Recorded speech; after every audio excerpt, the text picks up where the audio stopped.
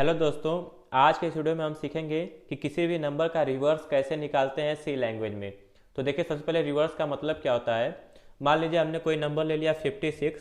अब हमको इसको रिवर्स निकालना है, तो इसका रिवर्स क्या होगा 65। तो हमें इसी का प्रोग्राम लिखना है कि कोई भी नंबर हो और उसका हमको रिवर्स निकाल के दे देना है यूजर को।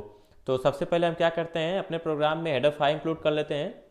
तो लिख लेते हैं हैश टैग इंक्लूड stdio.h। उसके बाद एक और हेडर फाइल इंक्लूड करेंगे, तो हैश टैग इंक्लूड conio.h। अब हम मेन फंक्शन कॉल करेंगे, तो इंट मेन, उसके बाद पैरेंथेसिस आएंगे, फिर कर्ली ब्रेसेस में अपने सारे इंस्ट्रक्शन को लिखेंगे। तो सबसे पहले हमें वो नंबर स्टोर करना होगा जिस नंबर का हमें रिवर्स निकालना है। तो हम यूजर से वो नंबर पूछेंगे कि आपको किस नंबर का रिवर्स करना है। तो उस नंबर को स्टोर करने के लिए जो भी नंबर यूजर देगा उसको स्टोर करने के लिए हमें एक वेरिएबल भी डिक्लेयर करना होगा। चूंकि जो नंबर होगा वो इंटीजर नंबर होगा, तो इसके लिए हम एक इंट डेटा टाइप का एक वेरिएबल डिक्लेयर करेंगे। तो इंट वेरिएबल का नेम हम दे देते हैं एन। हमने एक वेरिएबल ले लिया एन, ये जो है उस नंबर को स्टोर करेगा जो यूजर देगा। उसके बाद देखिए, हम प्रिंटअप और स्कैनअप की मदद से यूजर से पूछ लेंगे कि आपको किस नंबर का रिवर्स निकालना है। तो लिख लेंगे प्रिंटअप, उसके बाद पैरेंथेसिस में डबल कोट में लिखेंगे इंटर द नंबर। उसके बाद लास्ट में यहाँ पे सेमीकोलन लगाएंगे, फिर स्कैनअप लिखेंगे।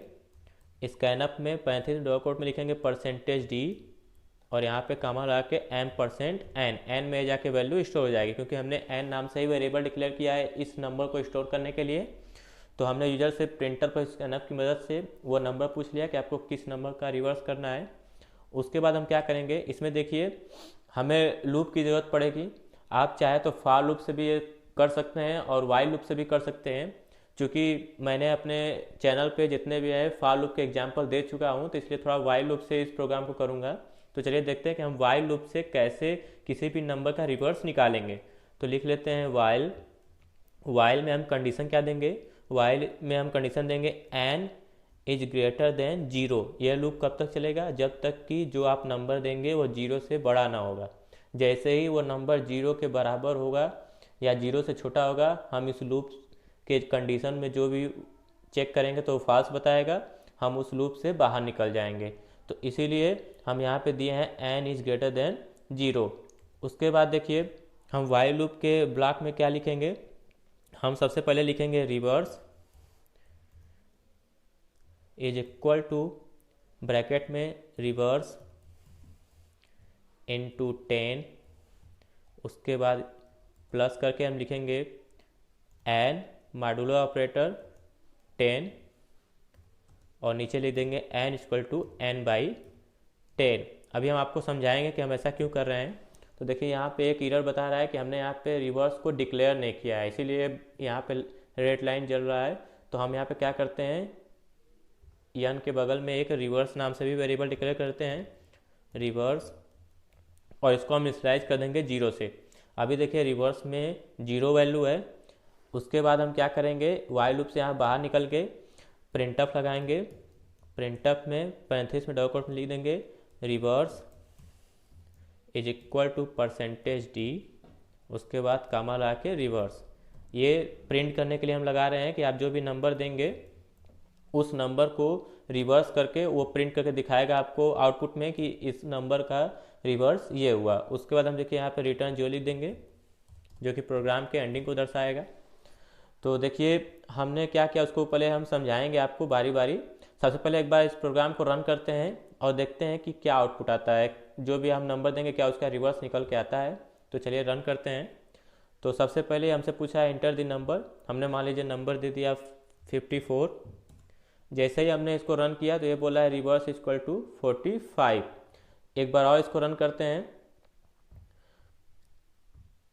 जैसे ही हमने इसको एक बार और रन करेंगे तो ये सबसे पहले इसको क्या करते हैं कि सब कुछ डिलीट कर देते हैं। फिर से इस बार रन करते हैं।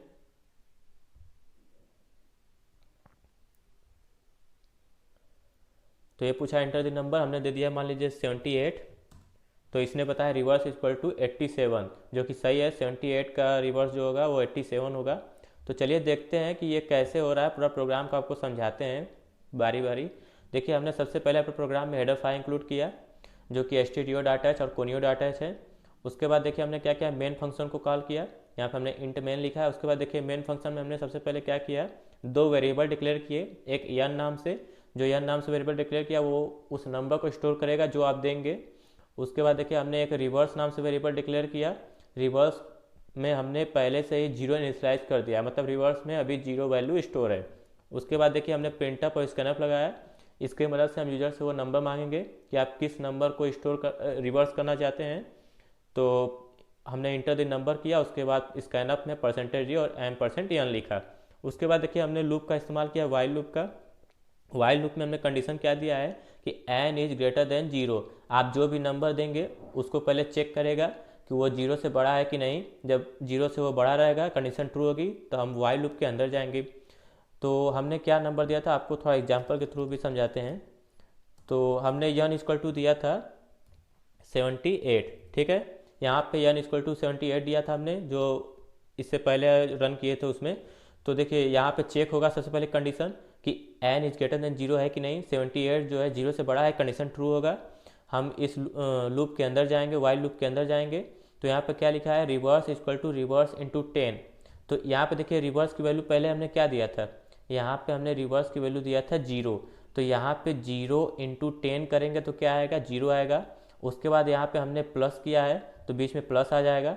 उसके बाद देखिए n मॉड्यूलर ऑपरेटर 10 किए हैं, तो n की वैल्यू कितनी है, 78 है। तो इसको आप जब मॉड्यूलर ऑपरेटर करेंगे तो देखिए मॉड्यूलर ऑपरेटर का काम क्या होता है कि वो आपको रिमाइंडर देता है। जैसे ही आप 78 को 10 से डिवाइड करेंगे तो ये जितना भी रिमाइंडर आएगा इसका, मान लीजिए आपका जो रिमाइंडर आएगा वो आएगा 8, क्योंकि 78 को जब आप 10 से डिवाइड करेंगे तो ये 7 बार में जाएगा और 8 जो है वो रिमाइंडर बचेगा।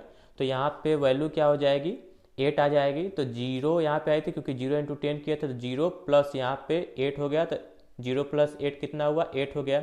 तो यहाँ पे रिवर्स इक्वल टू क्या स्टोर होगा, यहाँ पे रिवर्स हो जाएगा इक्वल टू 8 हो गया, ठीक। उसके बाद देखिए यहाँ पे नीचे आएंगे, n इक्वल टू n/10 है। तो n की वैल्यू हमने कितना दिया था, 78 दिया था। यहाँ पे हमने लिखा है कि n इक्वल टू 78 है। तो इसको हमने 10 से लेकर डिवाइड किया, यहाँ पे मॉड्यूलर ऑपरेटर नहीं लगाया, यहाँ पे डिवाइड का साइन लगा है। तो जब आप 78 को 10 से डिवाइड करेंगे तो आपका आएगा 7.8 आएगा। चूँकि यन जो है वो इंटीजर डेटा टाइप का है, तो इसलिए यन में क्या वैल्यू स्टोर हो जाएगी, 7 स्टोर होगी। क्यों, क्योंकि 7.8 जो है फ्लोटिंग नंबर है, हमने यन को इंटीजर डेटा टाइप का वेरिएबल बनाया है, तो इसलिए यहाँ पे 7 स्टोर होगा। तो यहाँ पे n इक्वल टू क्या हो जाएगा, अब यहाँ पे n इक्वल टू हो जाएगा 7। तो देखिए अब उसके बाद क्या करेंगे, हम फिर से कंडीशन चेक करेंगे। तो n इज ग्रेटर देन 0, तो n की वैल्यू कितनी है, यहाँ पे 7 है। 7 जो है 0 से बड़ा है, कंडीशन ट्रू होगा। फिर इसके अंदर जाएंगे, फिर reverse equal to reverse into 10 करेंगे। तो रिवर्स अभी कितना है, यहाँ पे हमने रिवर्स कितना आया था, 8 आया था। तो 8 इंटू 10 करेंगे तो आपका कितना वैल्यू आएगी, 80 आएगी।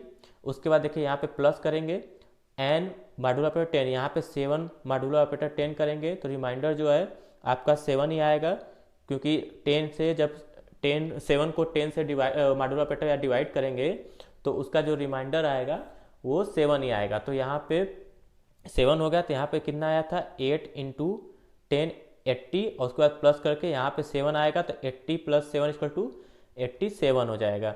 तो यहाँ पे अब रिवर्स की वैल्यू क्या हो गई, अब जो है रिवर्स की वैल्यू आपकी हो गई 87।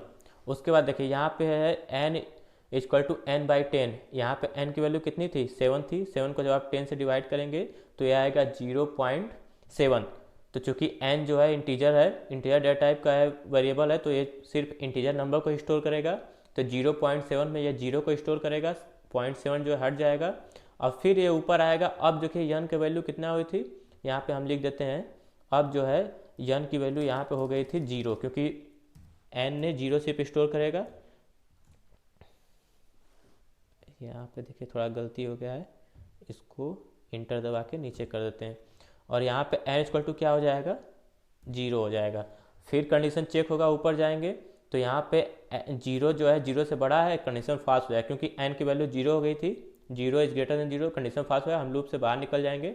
और यहाँ पे प्रिंटअप रिवर्स जो हमने प्रिंट करना चाहते हैं, यहाँ पे रिवर्स की वैल्यू कितनी आई थी, 87 आई थी, वो प्रिंट हो जाएगी। तो इन सब को हम यहाँ से पहले इसको डिलीट करते हैं, नहीं तो ये एरर थ्रू कर रहा है। आई होप आपको रिवर्स का प्रोग्राम समझ में आ गया होगा। ऐसे ही हम रिवर्स किसी भी नंबर का निकालेंगे। जब भी आपको रिवर्स करना होगा हमें यही दो जो है हमने स्टेटमेंट जो लिखे हैं इसी को लिखना होगा, तभी रिवर्स निकल के आएगा। तो आई होप आपको वीडियो अच्छा लगा। हमें उम्मीद है कि आप रिवर्स निकालना आप सीख गए होंगे। तब तक के लिए बाय, मिलते हैं अगले वीडियो में।